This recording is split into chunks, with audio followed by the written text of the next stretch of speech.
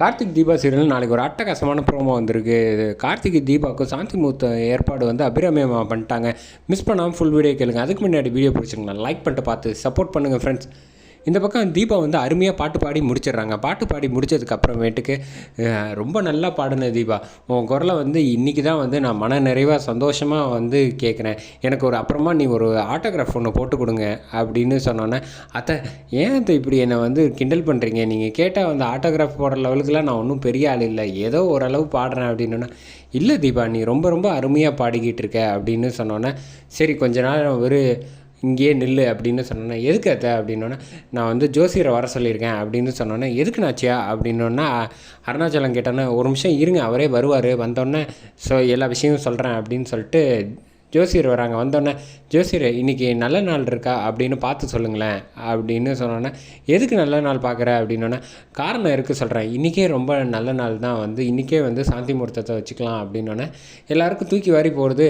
மீனாட்சி வந்து பார்த்து சிரிக்கிறாங்க. யாருக்கு சாந்தி முகூர்த்தம் அப்படின்னு வந்து கரெக்டாக அருணாச்சலம் கேட்டோன்னே, என்ன இப்படி பேசுகிறீங்க, கார்த்திக்கு தீபாவும் வந்து இப்போ வரைக்கும் சேர்ந்தே வாழல தெரியுமா, அவன் வந்து நான் ஏற்றுக்கிட்டால் தான் வந்து அவங்க சேர்ந்து வாழ்க்கையை தொடங்கணும் அப்படிங்கிற மாதிரி வந்து அவங்க முடிவு பண்ணியிருக்காங்க.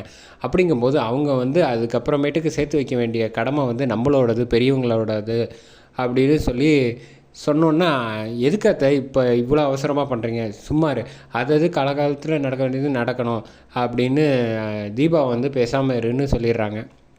இந்த பக்கம் வந்து ஐஸ்வர்யா வந்து என்ன ஆச்சு இன்னும் ரியாவும் சேர்ந்து சுத்தம், இவங்க 2 பேரும் வந்து சேர்ந்து வாழ ஆரம்பிச்சிட்டாங்கன்னா இவங்களுக்கு குழந்த பிறந்துடும். அதுக்கப்புறமேட்டுக்கு சொத்து ஏற்கனவே கார்த்திக் தான் மொத்த சொத்தும் கொடுப்பேன்னு சொல்லிக்கிட்டு இருக்கா. இப்போ வந்து நான் வேறு நாடகம் ஆடிக்கிட்டு இருக்கேன், இப்போ என்ன பண்ண போகிறோன்னே தெரியலையே அப்படின்னு ஐஸ்வர்யா முழிச்சுக்கிட்டு இருக்காங்க.